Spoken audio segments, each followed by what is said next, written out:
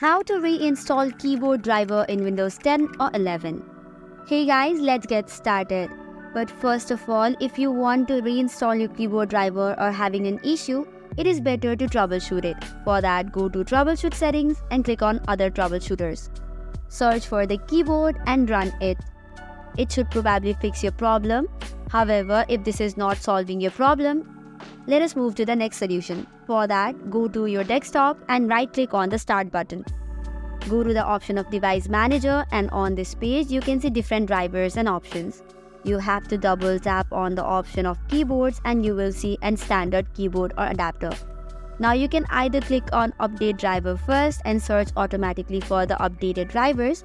But if you do not want to do this and reinstall, for that you can cancel it.